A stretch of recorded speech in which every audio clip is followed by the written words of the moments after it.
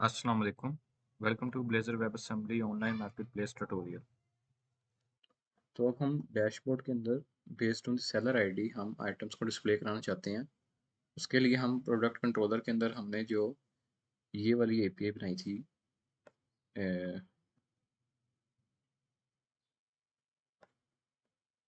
Gate by seller ID के नाम से। तो यहाँ पर क्या होगा कि select from products where seller ID is equals to given ID. तो जो सेलर आईडी लॉग्ड इन होगा, जो सेलर लॉगिन होगा उसका सेलर आईडी हम इसके अंदर भेज रहे होंगे एपीआई के अंदर एज अ पैरामीटर, और उसकी बेस के ऊपर हमारे पास प्रोडक्ट्स रिटर्न हो रही होंगी। तो यहाँ पर असल में गलती है कि यहाँ पर जस्ट एक प्रोडक्ट रिटर्न हुई है। यहाँ पर हमें प्रोडक्ट लिस्ट रिटर्न करनी है असल में। तो ये वैसे ही ऊपर वाला कोड है, जस्ट इसमें सेलर आईडी की बेस के ऊपर प्रोडक्ट्स रिटर्न हो रही होंगी। और प्रोडक्ट्स लिस्ट भी हम यहाँ पे बना लेंगे।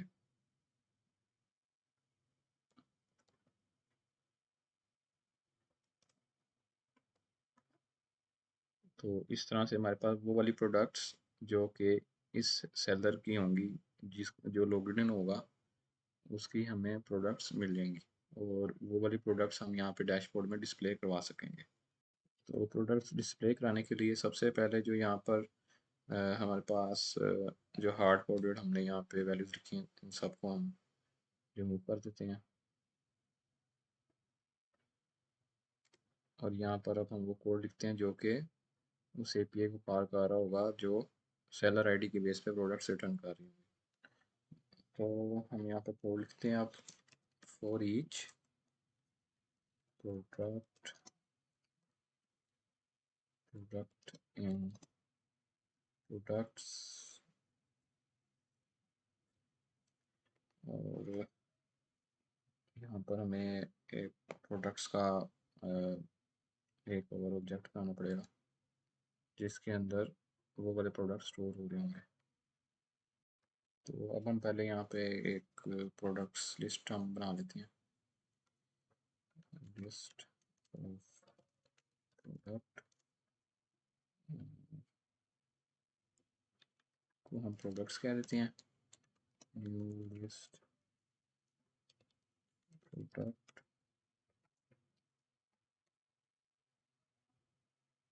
और यहाँ पर ऑन इनिशियलाइज के अंदर इसको हम इनिशियलाइज कर देंगे। उसको इनिशियलाइज करने के लिए हम यहाँ पे लिखेंगे products is equals to await http dot get from json async list of product। और यहाँ पे हम वो वाली एपीआई कॉल कर रहे होंगे जो हमें based on seller ID product return कर रही होगी। तो यहाँ पे हम लिखेंगे API slash product slash get by seller ID, इस तरह से। और सेलर आईडी जो होगा वो हम पैरामीटर्स में दे रहे होंगे क्यूरी के अंदर। तो S I D is equals to क्या आएगा हमारे पास, जो कि सेलर आईडी जो लॉगिन हुआ होगा, और वो ये वाला सेलर आईडी होगा। तो यहाँ पर हम ये डाल देंगे इस तरह से हमारा जो प्रोडक्ट्स का लिस्ट होगी प्रोडक्ट्स की, वो इनिशलाइज हो जाएगी। तो अब यहाँ पर हमारे पास सारे प्रोडक्ट्स आ जाएंगे जो सेलर के होंगे। यहाँ पर अब हम एक पेपर रो बना लेंगे, और यहाँ पर ईडी टैग, और यहाँ पर हम लिखेंगे एट प्रोडक्ट डॉट नेम, और इसके बाद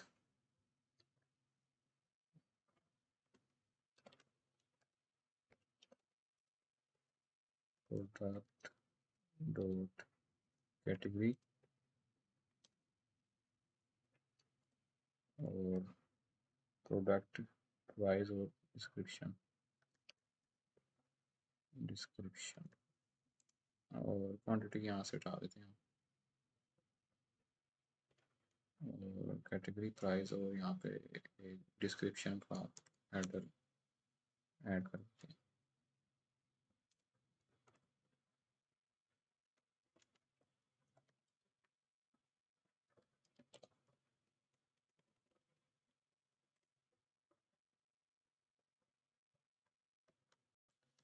अब यहाँ पर हम बटन्स ऐड कर लेंगे डिलीट और अपडेट के। सो यहाँ पर आएगा, पहले हम अपडेट का एक बटन क्रिएट कर लेते हैं। तो और वो जो अपडेट का बटन होगा वो हमें रीडायरेक्ट कर देगा अपडेट प्रोडक्ट के पेज के ऊपर। तो ये वाला अपडेट प्रोडक्ट का पेज, यहाँ पे हम इसका यहाँ से उठा लेते हैं अपडेट प्रोडक्ट का।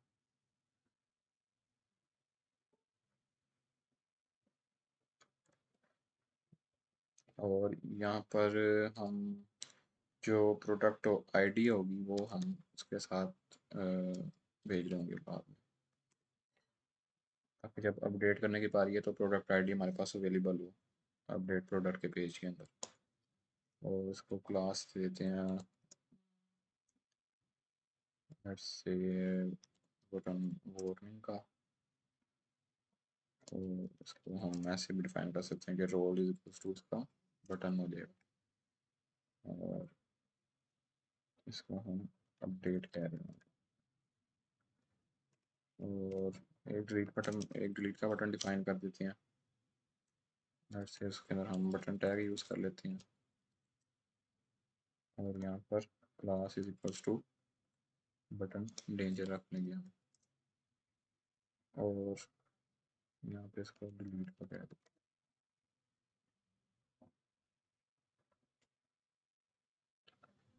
तो अब हम कोड चला के देखते हैं।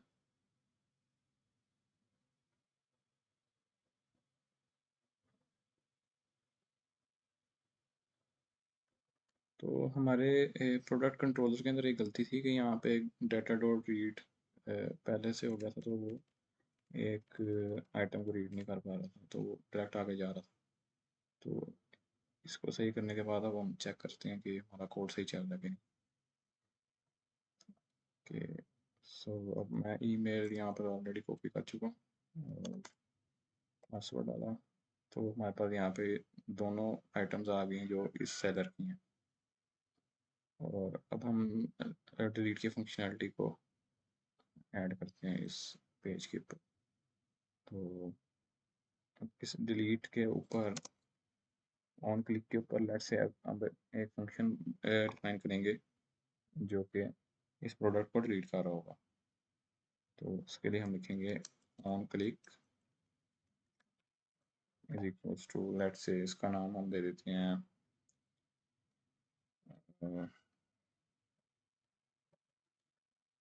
Delete product.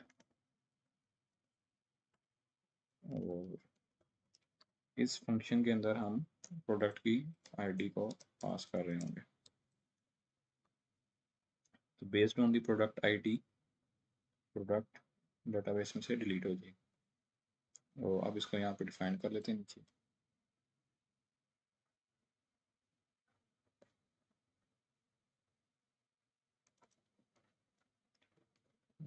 इसको वाइड कर देंगे और इसके अंदर product ID as a parameter receive कर रहे हैं। तो यहाँ पर हम लिखेंगे await http dot delete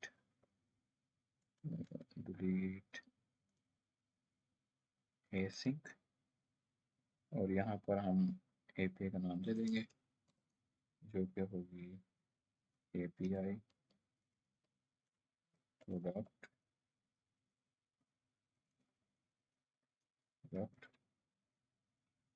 and ID is equals to product ID। और यहाँ पर इसको लिख देंगे हम। तो based on the product ID हमारे जो डेटाबेस में से ये प्रोडक्ट डिलीट हो जाएगी। और इसको एसिंक कर देते हैं। इसके बाद अब हम इस प्रोडक्ट्स लिस्ट को दोबारा से इनिशियलाइज करेंगे। तो प्रोडक्ट्स इसको हम दोबारा से इनिशियलाइज कर देते हैं। ये वाला कोड यहाँ पर हम दोबारा कर देते हैं और हम स्टेट हैज़ चेंज को इन्वोक कर देंगे। Invoke async and state has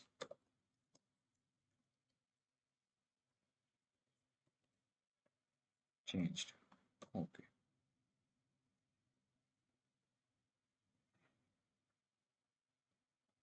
fine. तो अब हम इसको ट्राई करते हैं। तो मैं लॉगिन होकर सेलर डैशबोर्ड पे आ चुका हूँ और लेट्स से अब हम शेड को डिलीट करते हैं। तो यहाँ पर हमारे पास सक्सेसफुली ये आइटम डिलीट हो चुकी है। तो इस वीडियो के लिए इतना ही और नेक्स्ट वीडियो पे अब हम देखेंगे कि अपडेट कैसे करना है। बहुत शुक्रिया, अपना ख्याल रखिएगा। अल्लाह हाफिज़।